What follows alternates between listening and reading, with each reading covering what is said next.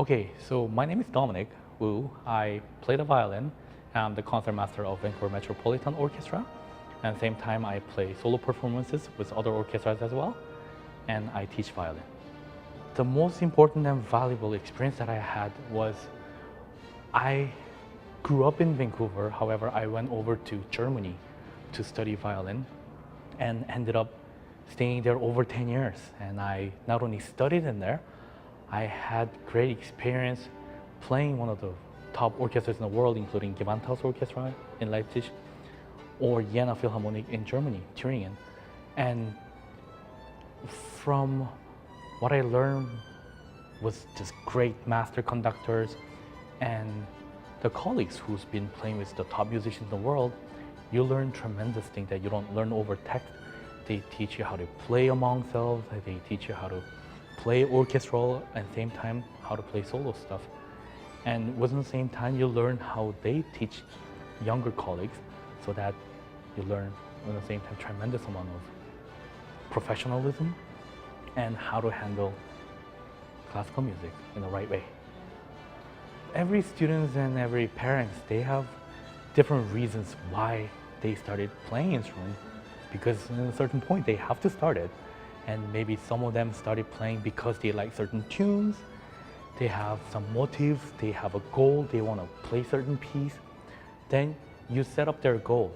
If they like the piece, then you work approaching towards the goal or towards the piece, what they like to play. Or even for little kids who just don't know how they make sound out of violin, you start making fun sound, some tunes that they like to play, and then start imitating what I do. But at the same time, their posture, their technique, all these technical difficulties that they have to overcome, you have to make it as fun as possible. That's what I do normally with kids. But especially for adult students, it's different. You don't have to explain the same thing over and over again. So it is an advantage to learn as an adult, but at the same time, violin is not very natural posture instrument, whereas piano and cellos are more natural, but this is not very natural. So for them, it's not mental or psychological practicing, it's mostly physical that they have to overcome. They're not as flexible as kids. Then what you have to do is you have to go slow on them, while at the same time you don't have to explain the same thing over and over again. So set them goals and then be easy on their body as well. So you go really slow on physical, but go faster on mental and psychological, and they love it. The nervousness, this is what we call stage fright. And honestly, there's no way to overcome it. There's no way to avoid it. Everyone are nervous, even including the professional players, including myself. We get nervous all the time. There's always going to be stage fright. However, the more you do it, and more often you're exposed to audiences, that's where you get used to the feeling. So your heartbeat will still be fast, but if you know how it's like, then after a while, they get used to it. So that they're not afraid of it anymore. And moreover, some people will start enjoying it, the excitement, the adrenaline rush, and the feeling that you get on the stage. So until you get used to it, you will be nervous, you will be scared. Well, people make mistakes, and that's what's so beautiful about live music. But yet again, if you don't want to have it, or if you want to have it less, my tip is to get used to it. Play as often as possible, play more.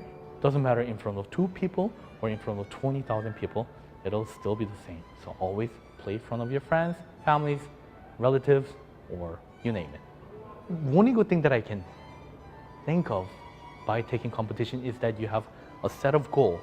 You need a certain date, certain time to accomplish a certain piece that you think you're ready. That's the only advantage of competition, not competing against each other, who's better than this. I don't believe in that, but I do send them to competition to give them experiences. And again, that's another exposure in front of juries, in front of audiences. It's always good. So when you're on stage, you have to convince people. If you play boring, the audience is already making, oh. If you play interesting, people want to hear, oh wow. So you got to convince whether if you're playing a short piece, a long piece, sad piece, happy piece, you got to make it convincing. If you're making happy music, you got to make it as happy as you can, so people on the audience side, they feel it's the same way. So it's not about how fast you can play, how loud you can play. It's not sports, faster, higher, or stronger. No, but it's how you convince audience on the same way that you like to approach them. We're on stage performers. We're not like talents or those people who are on drama or movie because they get closed up. So you don't yawn like this on movies, but yet on stage when you're an actor, you got to make it everything extreme, overreacting or over exaggerating. Same thing with us. If you want to make it happy, make it extremely happy. If you want to make it sad, make it extremely sad. So it's been delivered. Talent is necessary, but practice makes it master. Here's a good example. One of my master professors back in Germany, they said, because European people, they love soccer. So they've always been asked the same question. Sir, is musical talent more important or is it technical that you have to approach? And he goes, look, if a person could only run fast, do you consider this person a good soccer player? Everyone's like, no. However, if a soccer player doesn't run as fast as they should be, they'll never get to the ball. So technical, or on the other word, hard work, discipline, is always put in front of the talent. And again, moreover, some talent could be discovered if they practice with discipline.